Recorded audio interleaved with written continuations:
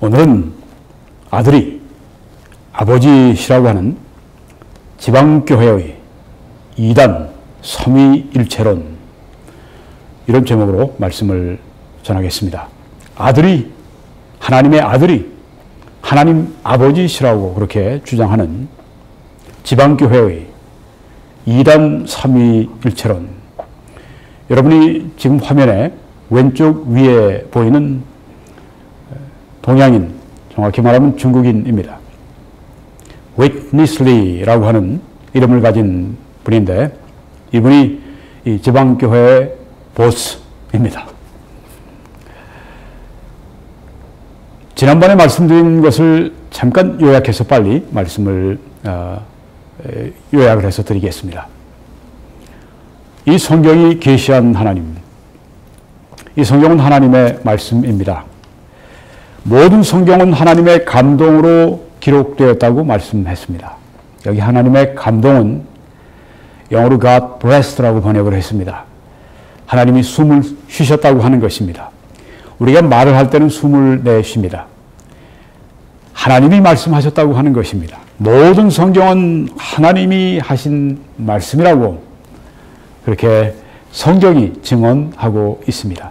물론 바울을 통해서, 베드로를 통해서, 사무엘과 모세를 통해서 이 말씀이 그들을 통해서 우리에게 왔지만, 하나님께서 그들을 감독하셔서 하나님의 뜻대로 하나님의 계획을, 하나님의 약속을 바로 이 말씀에 주셨다고 하는 것입니다. 이 성경이 계시한 하나님은 유일하신 하나님을 증거하고 있습니다. 오직 하나뿐이신 하나님. 그런데 그 하나님은 삼위의 일체가 되시는 하나님이시라고 하는 것입니다. 삼위일체 하나이신 하나님이라고 하는 것입니다.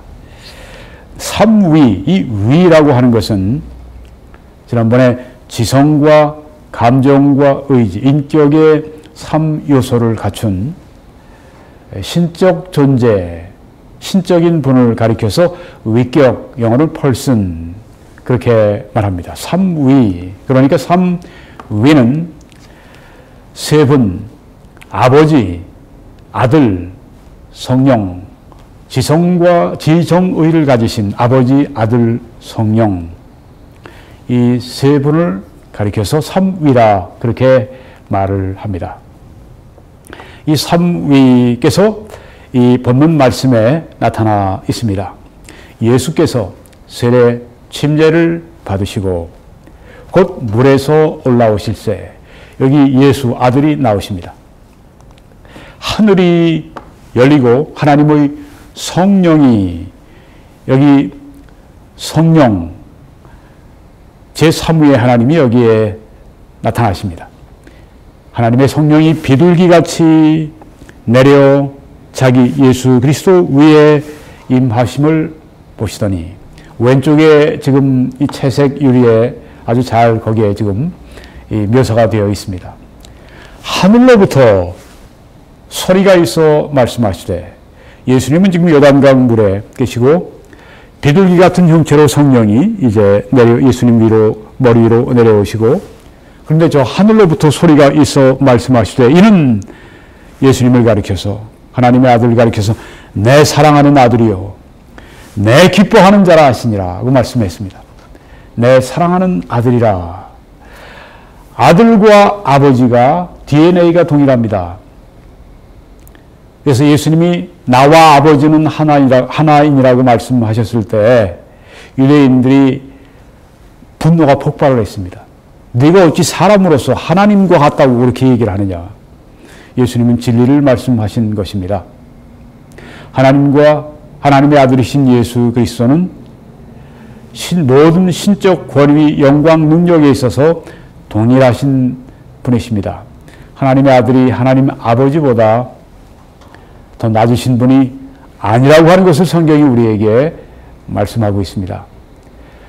아버지 하나님, 아들 하나님, 성령 하나님을 성경이 말씀합니다. 그렇지만 세 분이 다 본질상 한 분이신 한 하나님이시라고 성경이 말씀합니다. 삼위일체가 무엇인가? 하나님은 셋이 하나이십니다. 하나님은 하나 안에 복수이십니다. 이게 삼위일체입니다. 삼위일체는 하나님은 복수의 위격과 세 위격과 하나의 본질을 소유하시는 것을 삼위일체라고 합니다. 여기 본질이라고 하는 것은 전지, 전능, 영원, 불변, 편재하심을 말씀합니다. 삼위일체는 하나님은 한 본질 안에 세 위격이시라고 하는 것입니다. 지난번에 말씀드렸기 때문에 제가 빨리 지나갑니다. 여러분들이 또 이해를 지금 하시고 계시고 다시 한번 그 기억을 새롭게 하시고 있다고 저는 생각합니다. 지난번에 이번 처음 말씀 들으신 분들은 와 너무 빨리 지나간다 생각이 되실지 모르겠습니다. 지난주에 제가 전했던 정통 삼위일체론 그걸 먼저 보시고 이제 이 말씀을 여러분이 시청하시면은 더 이해가 잘 되십니다. 꼭 그걸 보시기를 바랍니다. 이건 간단히 제가 중요한 요점만 요약을 해드리고 있습니다. 하나님은 한 분이십니다. 아버지, 아들, 성령께서는 한 본질 안에서 한 분이십니다. 삼위이시지만 또한 한 본질의 한 하나님이시라고 성경이 가르치고 있습니다. 삼위일체 하나님을 미국의 가장 탁월한 조직신학자, 대신학자였던 아직도 살아계십니다. 연세가 지금 80 중반이 넘으셨으니까 100권이 넘는 책을 저술하셨습니다. 그 책, 100한 3, 40권 되죠. 그 책이 보통 책이 아닙니다. 많은 시간과 조사하고 많이 생각하고 쓰여지는 그런 책들이니까. 네. 이렇게 삼위일체 하나님을 이 가이슬러 박사님은 요약을 했습니다. 하나님은 유일하시다. 그리고 하나님이신 세 구별이라고 하는 건 다르다고 하는 것입니다. 세 다른 위격, 성부, 성자, 성령이 계시다. 세 가지 점이 여기 있습니다. 첫째, 하나님이 유일하시다. 두 번째, 세 구별된 위격이 계시다. 그런데 그분들은 하나님이시다. 세 가지 점이 있습니다. 여기 그루뎀 교수 역시 위대한 미국의 조직신학자. 이렇게 세 가지로 삼위일체를 설명했습니다. 삼위일체 하나님은 세 위격이시다. 각 위격은 완전하신 하나님이시다. 성부 완전하신 하나님, 성자 완전하신 하나님, 성령 완전하신 하나님. 그런데 이 세 위격은 본질상 한 하나님이시다. 이렇게 잘 공식을 만들었습니다. 도표로 보면 하나님은 세 위격이십니다. 아버지, 아들, 성령. 각 위격은 성부, 성자, 성령 완전하신 하나님이십니다. 조금도 어떤 분이 더 위고 어떤 분이 아래고 전혀 그런 것이 없습니다. 물론 기능상 아들은 아버지께 복종하십니다.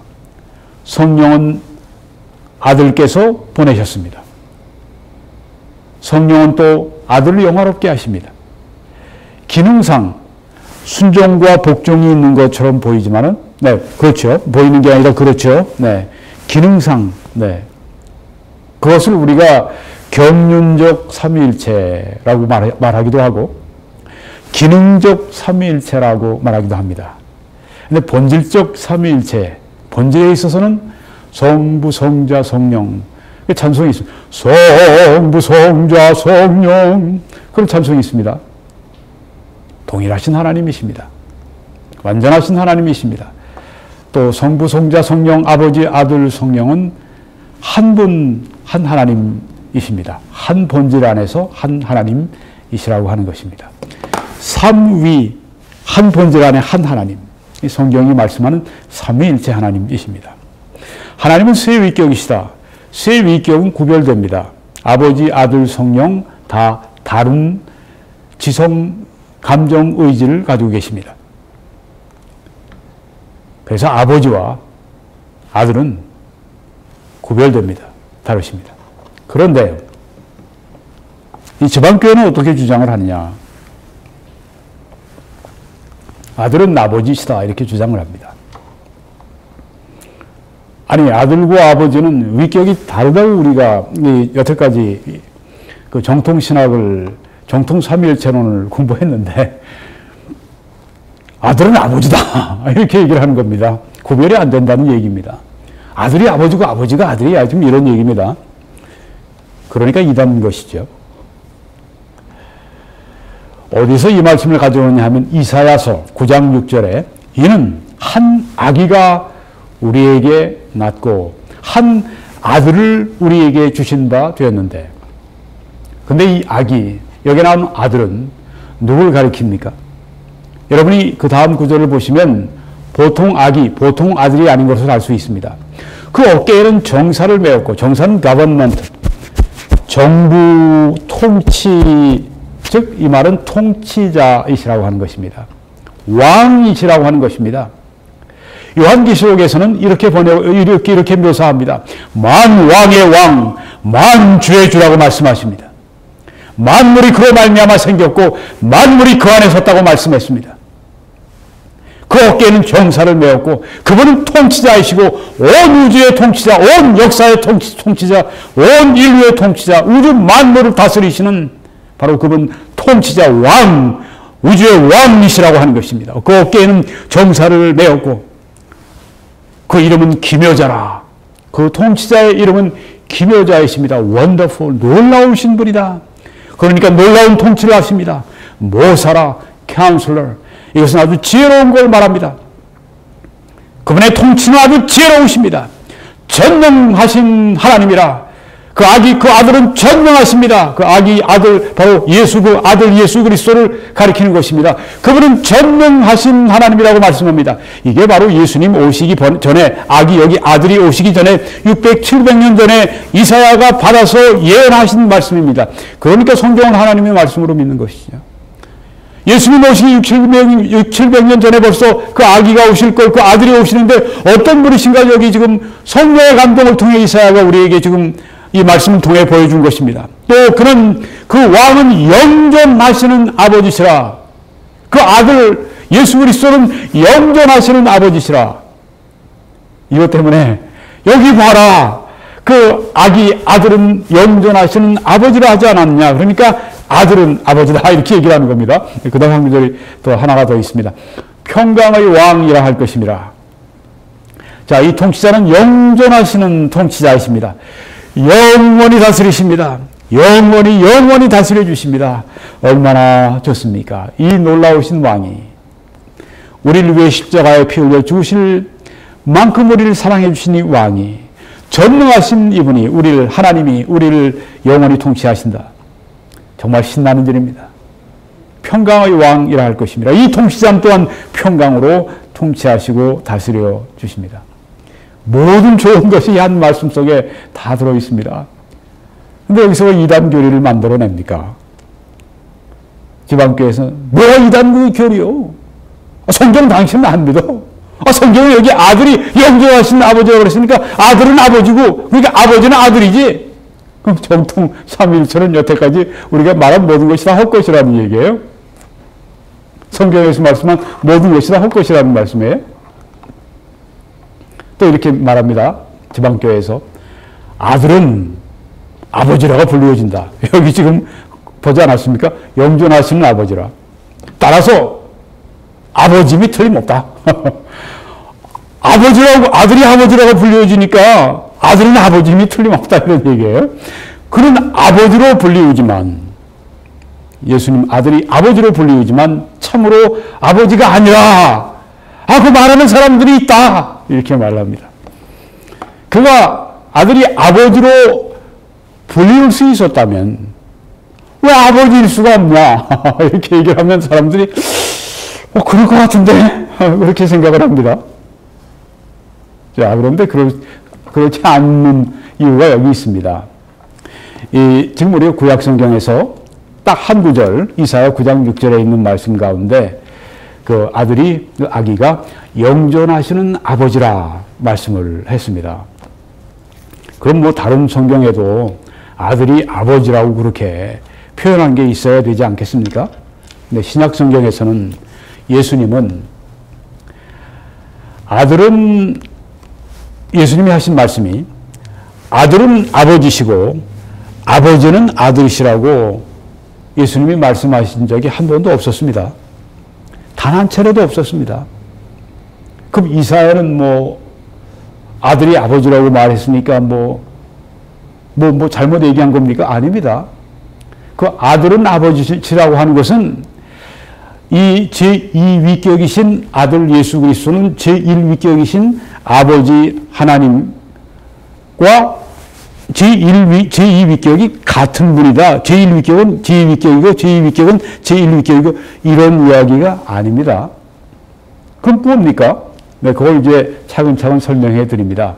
아들은 아버지시라고 하는 건 여기 지방교회가 말하는 것처럼 아들이 아버지고 아버지가 아들이니까 이게 아니라고 하는 것입니다. 위격상 그게 아닙니다. 왜? 여기 예수님은 한 번도 그렇게 아들이 아버지고 아버지가 아들이다. 이렇게 말씀하신 적이 예수님이 한 번도 없으십니다. 성경을 여러분이 눈을 딱 보면 신약 성경을 보세요. 전혀 없습니다. 그리고 신약 성경에서 200번이나 넘게 제가 지난번에 100번이라고 잘못 말씀드렸는데 200번입니다. 200번 넘게 예수님은 아버지를 예수님이 아닌 다른 분으로 구별하셨습니다. 단 한 번도 아버지가 내 아들이 아버지고 아버지가 아들이라고 말씀하시지 않았고 200번도 넘게 예수님은 아버지를 예수님이 아닌 다른 분으로 이렇게 구별하신 것입니다. 어디에? 신약 성경에 그렇게 나옵니다. 또 신약 성경의 같은 한 구절에서 50번도 넘게 같은 한 구절에서 50번도 넘게 아버지와 아들이 구별됩니다. 그럼 이사야서에 있는 그 말씀은 무엇이길래 아들이 아버지시라고 말씀했습니까? 물론 우리가 먼저 전제해야 될 것은 제2위격 아들께서 제1위격 아버지와 같다. 위격이 같다. 이렇게 말하게 되면 정통 삼위일체론이 깨집니다. 성경이 가르치는 바가 아닙니다. 그럼 아들이 아버지시라는 말씀 무슨 뜻입니까? 물론 거기에 대해서 우리 정통 신학자들이 다 해석을 잘 하고 있죠. 조금만 참으시면 제가 말씀드릴 겁니다. 자, 여기 여러분이 먼저 보시게 되면 이런 도표가 나오는데요. 바이슬로 박사님이 설명을 잘 하셨어요. 삼위일체론은 무엇인가? 삼위, 본질은 하나. 그러니까 삼위가 한 본성 안에서 한 분, 삼위일체, 삼위 하나가 한 하나님이 되시는 거죠. 삼신론은 그럼 무엇입니까? 위가 셋인데 본성이 하나가 아니라 본성이 셋이에요. 그러니까 셋 다 따로 노는 거예요. 셋신이 다 위도 다르고 본질도 달라요. 위도 다르고 본질도 다르고 위도 다르고 그러니까 셋신이에요. 삼신론이에요. 이것은 바로 이단입니다. 다신론이 또 있습니다.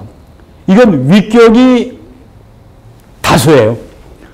본질도 다수입니다.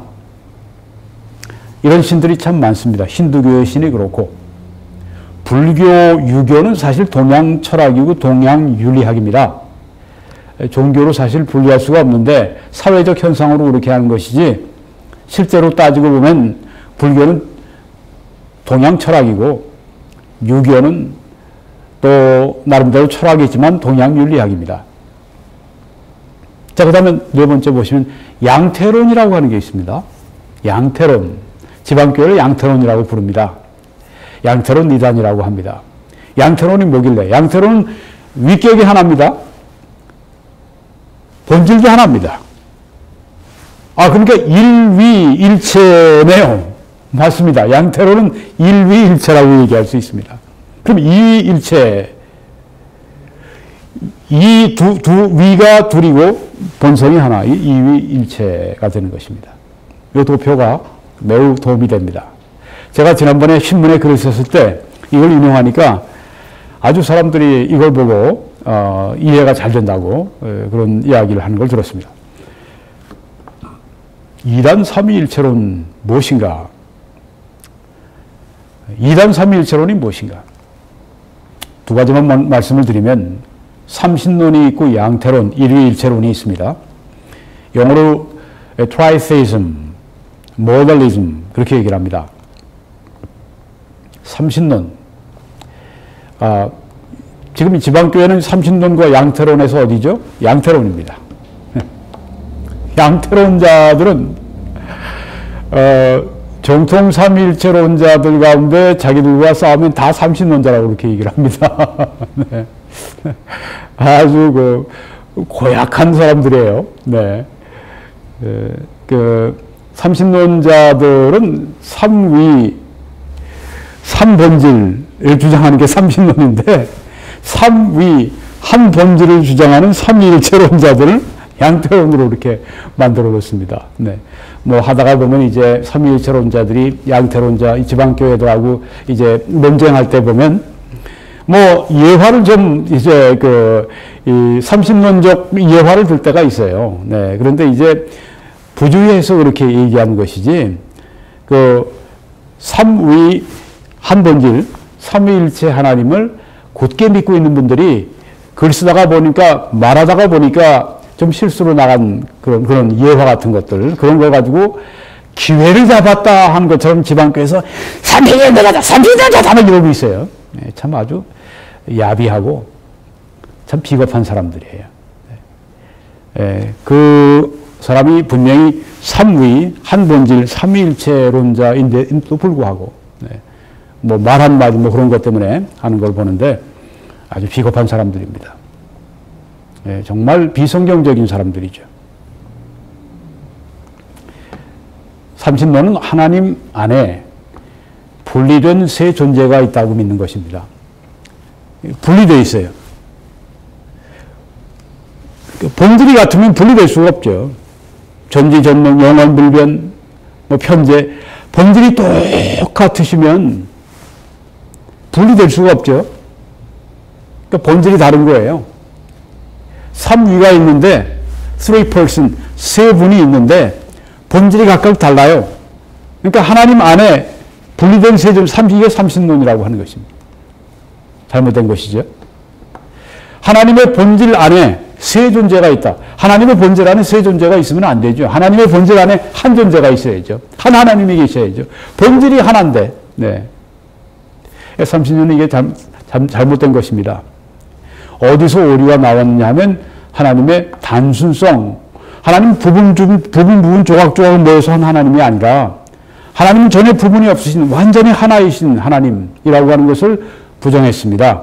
하나님 안에 세 하나님이 있다고 그렇게 주장했으니까. 이건 삼위일체론 이단입니다. 양태론, 네, 일위일체론, 지방교회 양태론자들입니다. 이것은 하나님은 같은 한 존재가 세 가지로 이렇게 모습을 나타냈다, 이런 뜻입니다. 양태론은, 네, 같은 한 존재이신 하나님이 세 가지 모습으로 이렇게 나타난다. 하나님 안에 복수의 위격이 계심을 부정합니다. 삼위가 계심을 부정합니다.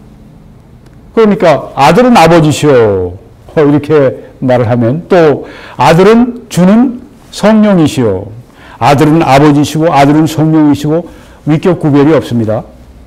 하나님 안에 복수의 위격이 계심을 부정하는 게 양태론자들입니다. 그런데 이 지방교회에서는 우리도 삼위가 있음을 믿는데 왜 그런 식으로 우리를 잘못되게 그렇게 얘기합니까? 그렇게 얘기를 합니다. 이 사람들이 대단히 교묘합니다. 그래서 잘 모르는 사람들은 조금 이야기하다 보면 금방 미혹되기가 쉬워요. 이 사람들이 우리는 본질적으로 삼위가 계신 걸 믿는다. 그런데 하나님이 역사하실 때 하나님이 경륜적, 아까 기능적, 그러니까 하나님의 역사하심 가운데 있을 때는 그때는 아들이 아버지가 되시고 아버지가 아들이 되고 그렇게 된다, 이렇게 얘기를 합니다. 그러니까 헷갈리게 만들어요. 알고 있으면 우리 같이 알고 있는 사람들은 척 집어내죠. 아들이 아버지시고 아들이 성령이시고 아버지가 아들이시고 이렇게 얘기한다면 하나님 안에 복수의 위격이 삼위가 계심을 사실상 부정하는 것입니다. 그렇죠? 근데 자기도 부정하지 않는다고 그래요. 이말저말합니다. 그런데 딱 잡는 방법이 있습니다. 어떻게 잡죠? 아들은 아버지라고 얘기하지 않았습니까? 그렇죠. 그 아들은 아버지가, 그러면 위가 삼위가 아니지. 그럼 또 뭐라면, 아니, 우리는 본질적으로 하고 또 말하고 나옵니다. 아니, 당신들이 한 말은 아들은 아버지, 아버지 아들이라고 쓰면 위가 삼위가 아니라 그냥 일위지. 당신 말 그대로 얘기하면 또 딴 얘기 또 해요. 딴 얘기 하도록 놔두면 안 됩니다. 당신 한 말에 책임져. 양태로는 얘기하고 나서 무슨 딴 얘기를 하고 있어? 이렇게 얘기를 해야 됩니다. 양태로는 이 그로덴 박사의 말씀에 의하면 한 위격이 여러 경우에 세 가지 양태로 나타난다. 양태는 모습입니다. 한 위격이 아들이 아버지. 자, 여기 예를 들어서 구약에서는 하나님이 아버지로 나타나셨고, 복음서에서는 하나님이 예수님의 사람으로서의 삶과 사역을 통하여 보여진 바와 같이 아들로 나타나셨고, 그러니까 하나님이 구약에서는 아버지로 나타나셨고, 복음서에서는 아들로 나타나셨고, 오순절 이후에는 교회 안에서 활동적인 성령으로 나타나셨다. 그러니까 일위가 아버지로 나타나시고 아들로 나타나시고 성령으로 나타나셨다. 이게 바로 양태론이라고 하는 것입니다. 그러니까 아들은 아버지시고 이렇게 말하면은 그 양태론인 거예요. 우리는 양태론 아닌데 왜 자꾸만 그 양태론이라고 그렇게 우리를 이단 만들려고 합니까? 이단 만들려고 그러는 게 아니고 아들은 아버지시라고 말했잖아요. 정통 삼일체론에서는 절대 그렇게 말하지 않습니다. 아들은 아버지시라고. 만약에 아들과 아버지가 같다고 말씀할 때는 본질 안에서 같다고 얘기를 해야죠. 삼위, 한 본질, 하나라고 얘기할 때는 본질 안에서 하나라고 말해야죠. 다르다고 얘기할 때는 위격에서 다르다고 얘기해야죠. 이게 분명한 게 전통 삼위일체론인데 이걸 그냥 막 뒤죽박죽 만들어 놓고 아들이 아버지시고 아들이 아버지고 아들이 성령이시고 성령이 아들이시고 이런 식으로 뒤죽박죽 만들어 놓는 게 바로 일주만교회고 자기가 하는 짓이 뭔지도 몰라요. 그런 얘기하면 내가 언제 얘기했냐고 그래. 이 사람들 잡는 방법이 있습니다. 딱 그 말에 대해서 책임져야 됩니다. 당신이 아들이 아버지시라고 얘기하지 않았냐. 자, 조금 더 제가 또 보여드릴 게 있습니다. 양태론의 오류 가운데 또 하나님 안에 삼위가 계시지 않아요. 일위가 구약에서는 아버지로, 신약에서 복음서에서는 예수 아들로, 그 다음에는 오순절 이후에 성령이 오신 다음에 성령으로 그렇게 나타나신 거다. 이렇게 주장을 하는 것입니다.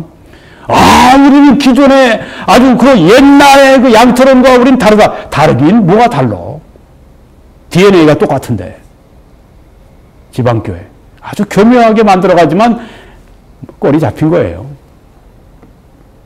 아들이 아버지시라고 하는 지방교회의 양태론 이단교리. 자, 여기 한번 보십시오. 또 이런 말을 했습니다. 기도를 들으시는 아버지는 기도하시는 아들이시다. 아들이 기도를 하는데 아버지가 들으셔야 되잖아요. 그 다음 보시면 기도하시는 아들은 기도를 들으시는 아버지이시다. 이게 무슨 말입니까? 이단교리는 궤변이에요. 아들이, 예수님이 아버지, 하늘에 계신 아버지요. 기도를 가르쳐 달라고 제자들이 그렇게 예수님께 요청하니까 하늘에 계신 아버지요. 너희들은 하늘에 계신 아버지께 기도하라. 말씀했습니다. 그런데 여기 기도를 들으시는 아버지가 기도하시는 아들이고 기도하시는 아들이 기도를 들으시는 아버지고 이런 식으로 그냥 이상하게 그냥 이렇게 혼합을 시켜놓고 나면은 내가 기도하는데 내가 들어요? 그 말입니다. 네. 내가 기도하고 이게 말이 됩니까? 성경이 그런 식으로 아주 혼동스럽게 그렇게 써놨습니까?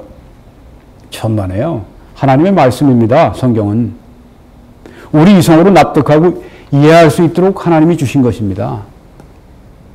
이게 뭡니까 이게? 기도를 들으시는 아버지는 기도하시는 아들이다? 이거 뭐 기도하고 기도받는 이 똑같아. 내가 기도하고 내가 기도를 들어. 이런 법이 어디 있습니까? 성경이 이렇게 쓰여졌습니까? 참 이런 것도 교리라고 말이죠. 이게 바로 이 지방교회 이 양태론 이단 교리입니다. 아들은 아버지시다. 아버지는 아들이시다. 네, 그대로 나오지 않습니까? 기도를 들으시는 아버지는 기도하시는 아들이다. 예수님이 이 땅에 계실 때 하늘에 계신 아버지께 기도 드렸어요. 근데 땅에 계시는 아들이 하늘에 계신 아버지다? 이게 말이 됩니까? 그래서 뭐 너무 똑똑해서 그런지 몰라도 다 이해를 못하면 당신들이 똑똑한 게 아니지. 보통 사람들이 이해 못하는 게 아니라 평생을 신학 공부했던 신학 박사들이, 조직 신학 박사들이 이걸 이해 못하면 이해 못하는 게 당연하죠. 이게 바로 이단교리입니다. 양태론의 결합은 무엇입니까? 그러던 박사의 말에 의하면 예수님이 아버지께 기도하신 경우는 다 환각이요 위장이라고 주장해야 된다. 그렇죠? 네. 아들이 아버지께 기도했는데 기도하는 그 아들이 기도 들으시는 아버지고, 세상에 이게 무슨 이야기입니까? 뚱딴지 같은 얘기입니까? 그러니까 환각이 위장이라고 그렇게 주장해야 된다고 하는 것입니다. 이게 지금 아니 정말 이단교리 이상하네요. 그럼요. 궤변이죠. 네. 아들과 성령이 하나님 아버지 앞에서 우리를 위해 중보하신다는 개념을 다 잃어버린다. 그러니까 아들이 아버지가 아들이니까 중보가 없는 거예요. 뭘 내가 중보를 해요. 네. 동일한데. 네. 구속의 교리의 핵심을 잃어버립니다. 하나님이 아들을 대속의 희생제물로 보내신 것.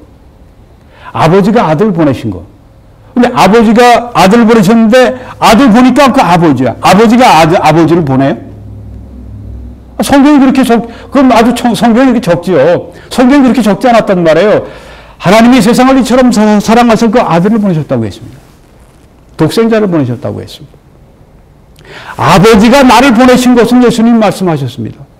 아니 이 사람들 양태론자 이 지방교회식으로 얘기하면 아버지가 나를 보내신 게 아니고 아버지가 아버지를 보내셨다. 아버지가 바로 나다. 내가 아버지고 뭐 이렇게 그럼 사람이 예수님이 그렇게 설교하셨다고 사람들이 그냥 뭐라고 그랬겠습니까? 네. 제정신인가? 지금 지방교회 사람들한테 하는 얘기예요? 제정신입니까? 좀 질리면 쉽게 알아들을 수 있게 해야지. 네. 예수님이 설교하신 게 바리새인 서기관들과 뭐가 달랐는지 아십니까? 예수님이 말씀 전하시면 사람들이 쏙쏙 귀에 들어오는 겁니다. 아이, 내 귀에 들린다. 내가 알아듣겠어. 네. 근데 바리새인 서기관들이 얘기하면 도무지 어려워서 알아들을 수가 없는 거예요. 진리가 아니니까. 네. 진리는 단순한 것입니다. 예수님이 말씀하셨을 때는 그 말씀이 이해가 되는 것입니다. 아들이 우리를 대신하여 하나님의 진노를 담당하신 것과 아버지께서 죄에 대해서 진노하시는데 아들이 그걸 대신 담당하셨다는 이런 모든 것들이 다 부정된다고 하는 것입니다. 삼위일체의 이해관계를 대표하시는 아버지가 그리스도께서 그 아들이 고난을 받으시고 그걸 보시고 만족하셨다고 하는 그 말씀을 부정하는 것입니다. 아버지와 아들 관계가 완전히 부정되는 거예요. 왜? 아버지와 아들 관계가 없으니까. 아들이 아버지를 위해서 한 모든 일들이 다 의미가 없습니다. 왜? 관계가 없으니까 모든 그 일들이 다 의미가 없는 것입니다. 여기 성경에 이사야 53장에 그가 예수 그리스도가 자기 영혼에 수고한 것을 보고 만족하게 여길 것이라 이렇게 말씀을 했습니다. 네, 예수님이 십자가에서 피 흘려 죽으신 것 그리스도도 만족하셨지만 하나님도 만족하셨습니다. 이게 참 중요합니다. 예수 그리스도가 피를 흘리셔서 죽으셨을 때 우리의 모든 죄에 대한 하나님의 정의, 이게 다 만족됐다고 하는 것입니다. 그래서 우리가 죄사함을 알 수 있어요. 이 말씀에서 만족하게 여기셨다고 했습니다. 죄사함을 위한 모든 대가가 다 치러졌기 때문에 하나님이 만족하셨다. 하나님이 죄에 대해 쏟으시는 모든 진노가 예수 그리스도가 십자가에 고통을 당하시고 죽으심으로 말미암아 다 만족됐습니다. 이게 복음입니다. 양태론의 결함은 하나님의 독립성을 부정합니다. 만약 하나님이 한 위격이시라면 그분의 창조 안에서 다른 위격들이 없이 사랑하고 의사소통하실 수 없습니다. 자, 삼위의 하나님은 서로 사랑하셨습니다. 서로 의사소통하셨습니다. 그런데 일위의 하나님이 되면 이 삼위의 하나님이 서로 교통하시고 서로 사랑하시고 이런 것이 없어진다고 하는 것입니다. 어떻게 독립성이 부정되는가? 하나님이 삼위가 서로 사랑하실 수가 없어요. 일위세요. 일위가 그러니까 고독해요. 일위가 고독하기 때문에 무엇을 했는가 하면 세상을 창조하셨다고 하는 겁니다. 고독하니까. 사람을 창조하시고 하나님이 사랑을 나누시기 위해서 하나님이 사랑의 부족을 느끼셔서 사랑할 대상, 하나님이 사랑하시고 하나님을 사랑할 대상을 창조하셔야만 했다. 이렇게 되면 하나님은 창조를 꼭 하셔야만 돼요. 왜? 일위시니까, 홀로 계시니까 사랑할 대상이 필요합니다. 그래서 사람을 만드신 겁니다. 복음 설교하는데 이렇게 말씀하는 분들이 있는데 이거 잘못한 것입니다. 양태론적인 설교입니다. 네. 하나님은 창조가 필요 없으세요. 하나님을 위한 창조는 필요 없으세요. 창조가 있어야 하나님이 만족하시고 창조가 있어야 그 가운데 사람이 있어야 하나님이 나를 사랑하는 사람, 내가 사랑할 수 있는 사람이 있어서 하나님의 사랑의 그 만족감이 든 그런 것이 아니라고 하는 것입니다. 하나님은 삼위이시기 때문에 삼위가 서로 사랑하시고 삼위가 서로 함께 의사소통하시고 하나님은 창조가 없어도 얼마든지 사랑 가운데 만족하실 수 있는 하나님이시라고 하는 것을 삼위일체의 하나님이 보여주는데 양태로는 일위를 가리키기 때문에 일위는 왜 와서 세상을 창조해야 되고 그래서 이렇게 되면 하나님이 창조로부터 독립할 수가 없습니다. 창조하셔야만 되는 거예요. 양태론의 결함이 여기 있습니다. 오늘 좀 신학적으로 좀 깊은 부분을 여러분에게 말씀드렸습니다. 자, 그러면 이제 좀 쉽게, 네. 아들이, 아까 한 아들이 영존하시는 아버지라고 했는데, 이 말씀의 뜻이 무엇인가 이거 말씀드리고 마치겠습니다. 이게 무슨 뜻입니까? 아들이 정말 아버지고, 아버지가 아들이고, 아닌 걸 말씀드렸습니다. 네. 이 뜻은 이런 것입니다.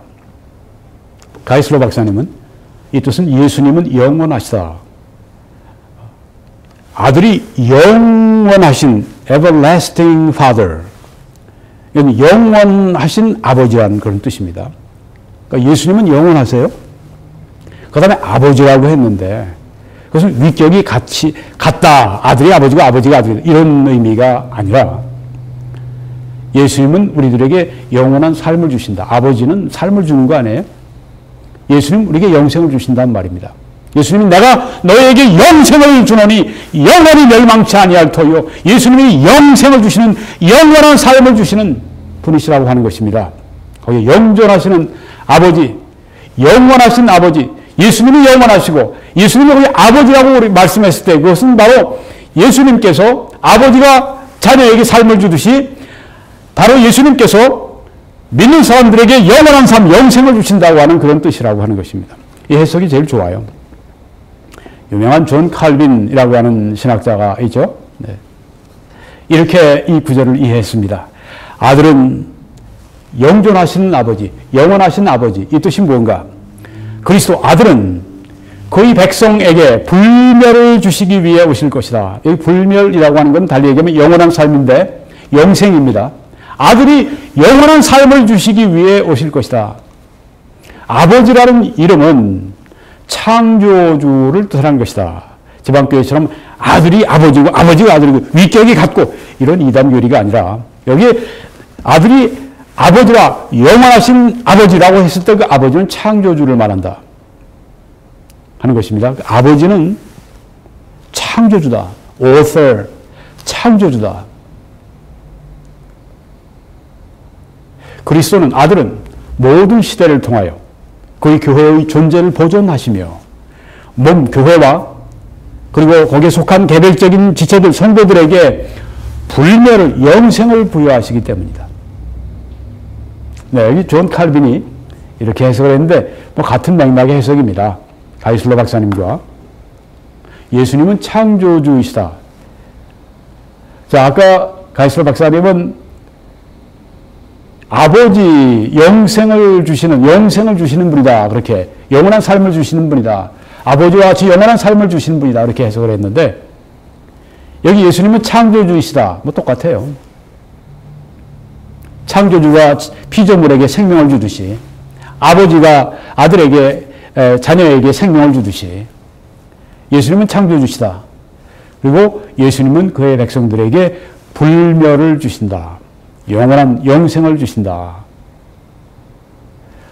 비슷한 걸 볼 수가 있습니다. 네, 위격이 혼동되는 게 아닙니다. 네, 아들이 아버지고 아버지가 아들이고 단순하게 이렇게 아들은 아버지시라고 그랬으니까 문자 그대로 우리가 믿어야지 뭐 다른 인간적인 신학 가지고 와서 그렇게 하냐? 이렇게 지방교회가 이야기를 합니다. 그럼 저 한 가지 지방교회 질문을 할 게 있어요. 예수님께서 가룟 유다를 뭐라고 말씀하셨죠? 제자들 앞에서 너희 중에 하나는 마귀니라 그렇게 말씀하셨습니다. 그럼 가룟 유다가 마귀 아닙니까? 지방교회 가룟 유다가 마귀 맞습니까? 지방교회 사람들이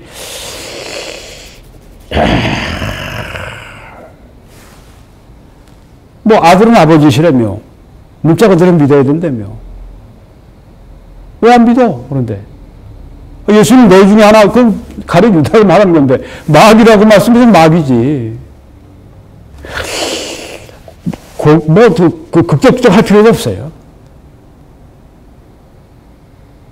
진리 앞에서 거짓은 드러나게 되어 있습니다. 꽁무니를 빼는 수밖에 없어요. 이 지방교회가 저하고 논쟁할 때 또 이 사람들이 잘 써놓은 게 있습니다. 뭘 얘기하냐면 성경의 데살로니가 교회, 성경의 로마 교회, 고린도 교회, 갈라디아 교회 지명을 말씀하지 않았냐. 그러니까 서울에 있으면 서울교회라고 그러고 밴쿠버에 있으면 밴쿠버교회, 뉴욕에 있으면 뉴욕교회라고 해야지. 거기에 제1, 제2, 장로교회, 제1, 제2 침례교회 무슨 사랑감리교회 이런 거 붙이는 거는 죄 짓는 것이다. 이렇게 얘기를 합니다. 왜 그러냐면 성경이 나오지 않았냐. 데살로니가 교회라고 말하지 않았냐. 우리는 그대로 지역명을 따라 불러야지. 이렇게 얘기를 합니다. 아주 그걸 전가의 보도처럼 써먹어요. 네. 아주 극한 앞에 사람들이 팍팍 그냥 쓰러져. 저하고 이제 그 면접을 제가 했을 때 제가 아주 단번에 그냥 깨버렸습니다. 이렇게 제가 질문했습니다. 데살로니가 교회 지역 이름 붙이라고 한 거냐? 아니면 데살로니가에 있는 교회이기 때문에 그렇게 서술적으로 표현했냐? 대답을 못해요. 못할 수밖에. 로마 교회는 로마에 있는 교회들 다 이름 붙이라고 성경에 그렇게 말씀했어요? 그런 거 없어요. 로마에 있는 교회니까 또 로마에 있는 교회라고 쓴 것 뿐이에요. 그런데 데살로니가 교회라고 이름 붙였다고 데살로니가 이름 붙이자, 그 지역명 붙이지 않는다고 2단, 3단 하면서 이런 이단교리. 자, 여기 지금 다시 돌아가서 바로 그겁니다. 네. 아들은 아버지고 아버지는 아들이라고 성경에 말씀했는데 왜 문자로도 안 믿냐? 그럼 당신들은 예수님께서 가룟 유다를 사단이라고 했으니까 사단이라고 믿어야지. 왜 안 믿어? 왜 안 믿어? 왜 안 믿어?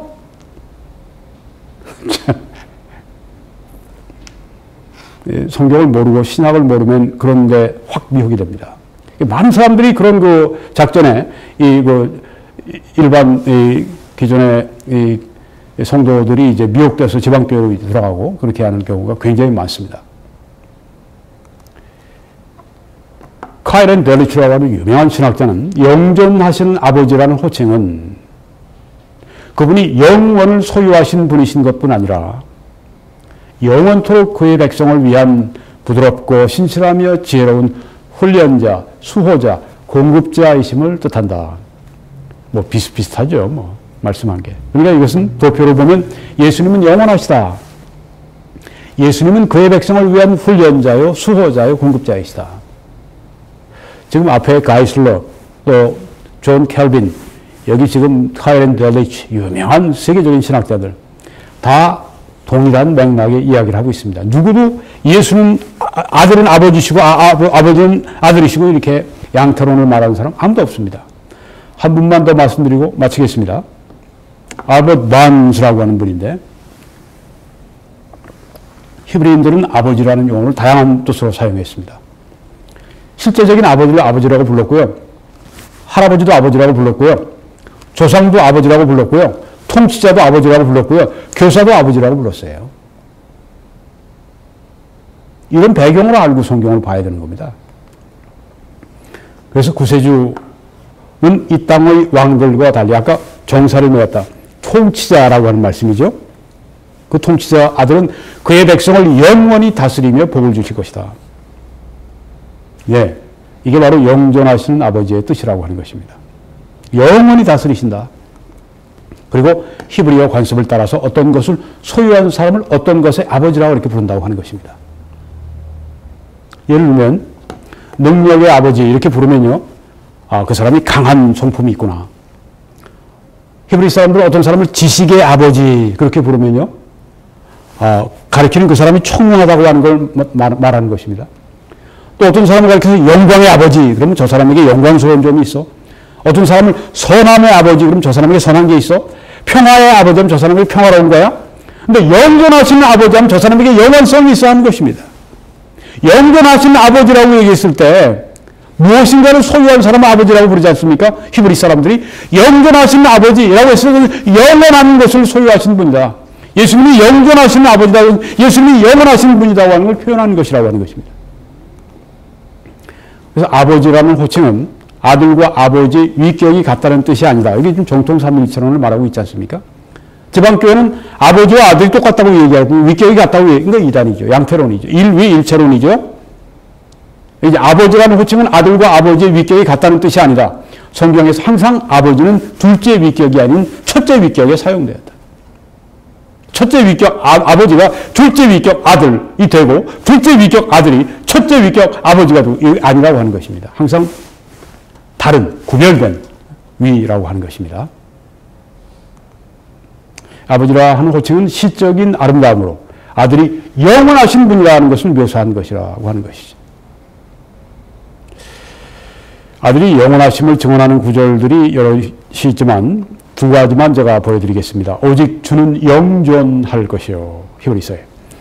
나는 처음이요 마지막이니. 계시록에 그렇게 말씀합니다. 이 아들 예수 그리스도는 완전하신 하나님이십니다. 그분은 십자가 위에서 여러분과 저의 죄를 위해서 피 흘려서 죽으실 때 여러분과 저의 모든 죄의 값을 완전하게 하나님 앞에 사하셨습니다.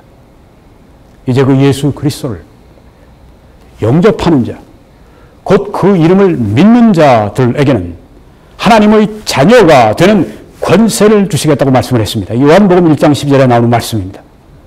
다른 어떤 조건이 없습니다. 이게 성경에 영접하는 자, 예수님을 믿는 자, 나의 구주로 믿는 자들에게 하나님의 자녀가 되는 권세를 부여하신다고 여기 성경에 말씀하고 있습니다. 당신이 믿는 자고 당신이 예수를 영접했다면 당신은 하나님의 자녀가 되는 권세를 이미 받은 것입니다. 이는 혈통으로나 육정으로나 사람의 뜻으로 나지 아니하고 오직 하나님께로부터 난 자들이라고 이렇게 말씀했습니다. 이 거듭난 사람을 여기에 또 말씀하고 있습니다. 오늘 예수 그리스도를 당신 구주로 영접하셨습니까?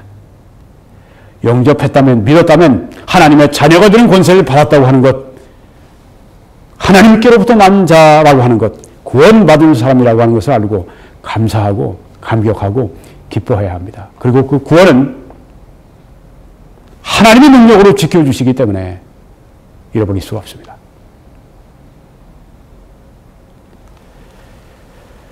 저는 다음 수요일 날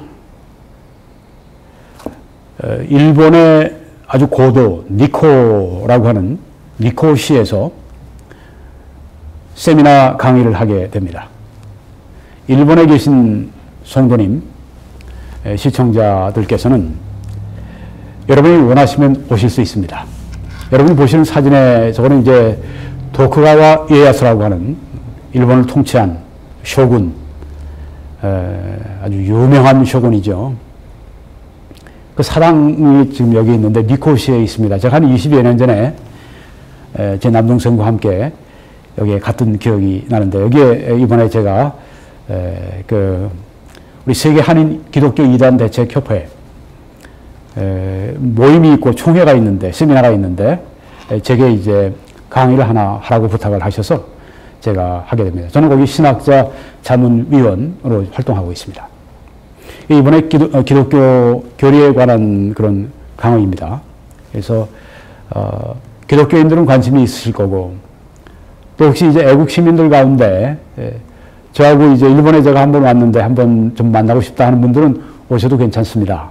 네, 오셔서 강의도 들으시고 또 마친 후에 또 우리 애국 자담도 좀 하시고 그러면 좋을 것 같습니다. 저는 2월 7일 수요일 날 오전 9시에 강의가 되는데, 제가 10시 반부터 할지 9시부터 할지는 모르겠습니다만은, 네, 다음 수요일 날 2월 7일입니다. 니코시 사계부 지역이라고 합니다. 그 장소는 니코 올리브 노 사토라고 하는데요. 대표 전화가 밑에 있습니다. 여러분들이 오셔서 함께 참여하실 수 있으면 제가 아주 기쁘고 또 환영하겠습니다. 이 사역을 위해 기도해 주시고 주위에 이 동영상을 알려주시고 자정적으로 함께 이 말씀을 전해 주시길 바랍니다. 신실하게 참여해 주시는, 헌금해 주시는 분들께 정말 감사를 드리고 하나님께서 놀랍게 여러분들을 축복해 주시기를 간절히 기도합니다. 댓글 성원 감사드립니다. 이 웹사이트에 들어오셔서 저기 뉴욕 전경 거기를 클릭하시면 업데이트된 동영상 전체가 나옵니다. 왼쪽 아래 노란 동그라미 안을 클릭하시면 어떻게 저희를 도우실 수 있는지 정보가 들어 있습니다. 저는 매주일 오후 2시에 밴쿠버 필그림 교회에서 설교합니다. 설교를 마치면 애국 보수 시민 시국 좌담회가 이어서 열리게 됩니다. 저는 써리에 있습니다. 오셔서 함께 위로도 받으시고 또 도전도 받으시고 좋은 시간 되시기를 바랍니다. 녹화 때문에 2시 이전에 참여해 주시면 감사하겠습니다. 하나님께서 여러분들을 크게 축복해 주시기를 간절히 기도합니다.